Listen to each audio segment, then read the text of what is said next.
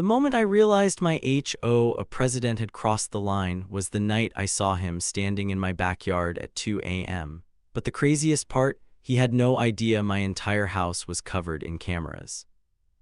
And what those cameras recorded that night ended up destroying his entire career. I moved into the neighborhood about 6 months earlier. At first, everything seemed perfect. Quiet streets, nice houses, friendly neighbors, but there was one thing everyone warned me about: the HOA president, Mr. Leonard Graves. People said he was obsessed with rules. Grass too long, fine. Trash can visible from the street, fine. Car parked wrong, fine. At first I thought people were exaggerating until I received my first letter. It arrived only 2 weeks after I moved in.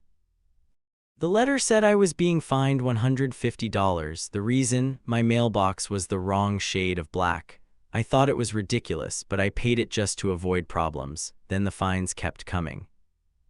$200 for leaving my trash bin out too long, $75 for a dirty driveway, $120 for unapproved outdoor lighting. It felt like someone was watching my house every day. And eventually I realized someone actually was. Mr. Graves. He drove around the neighborhood constantly in his black SUV, slowly, like he was hunting for violations. Most neighbors avoided him completely, but one evening he knocked on my door. When I opened it, he smiled, but it wasn't a friendly smile. It was the kind of smile someone makes when they think they're in control. He handed me another violation notice. This time the fine was $300. Apparently my backyard fence was 2 inches too tall. That's when I finally pushed back. I told him the fence had been installed by the previous owner, and it had already been approved by the HOA years ago, but he didn't care. He simply said, "Rules change." Then he walked away. That moment stuck with me, because something about his behavior felt personal, like he was targeting me, but I didn't know why. A week later, something strange happened. I came home from work and noticed my backyard gate was slightly open, which was weird because I always locked it. I checked around the yard. Nothing seemed stolen, but something definitely felt off. So that night I ordered a set of security cameras online. I installed them the next day, 1 facing the front door, 1 covering the driveway, and 2 covering the backyard.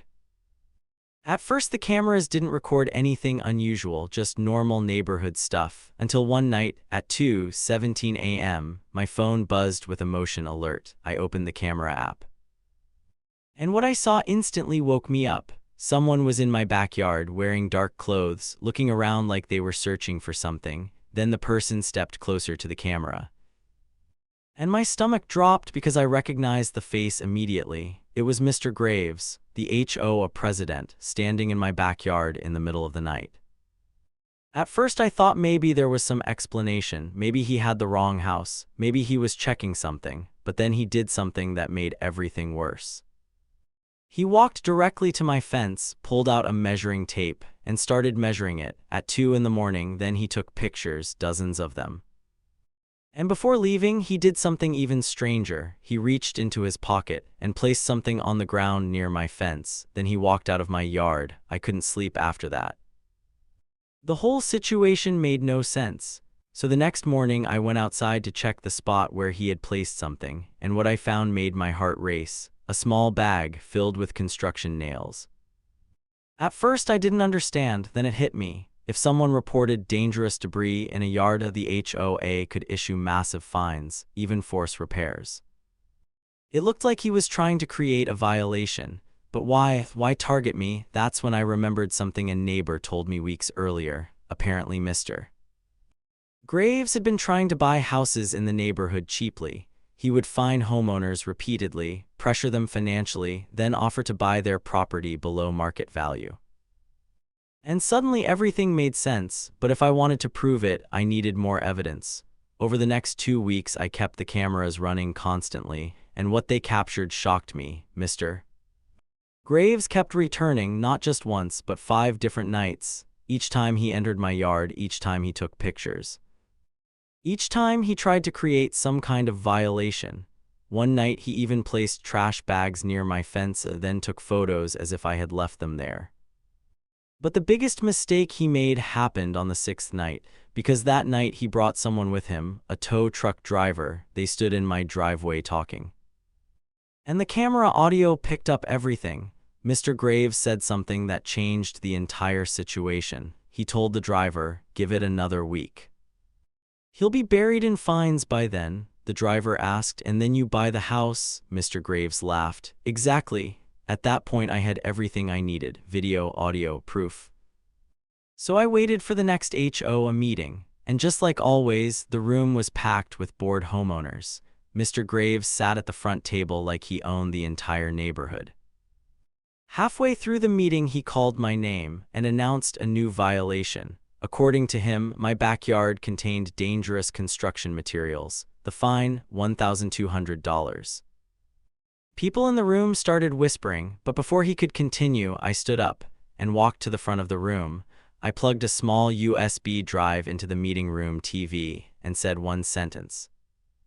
"I think everyone should see this." The video started playing. First clip, Mr. Graves sneaking into my backyard. Second clip, him placing the bag of nails. Third clip, him talking with the tow truck driver. The room went completely silent. Then the anger started, neighbors shouting, board members arguing. One elderly woman even yelled, "You did this to my son last year." Mr. Graves tried to shut off the TV, but it was too late. Everyone had already seen it. By the end of that meeting, the HOA board voted to remove him immediately. But that wasn't the real twist, because 2 days later something even bigger happened. Police showed up at his house. Apparently, several homeowners had already filed complaints against him, and when investigators looked into his finances, they discovered something shocking. Mr. Graves had made over $200,000 buying houses from people he had pressured with fines, using the exact same tactic. And thanks to those security cameras, the entire scheme finally collapsed. Last I heard, he wasn't running the HOA anymore. He was standing in a courtroom, explaining his actions to a judge, and every time I walk past my backyard fence now, I remember one simple thing. Sometimes the person making the rules is the one breaking them the most.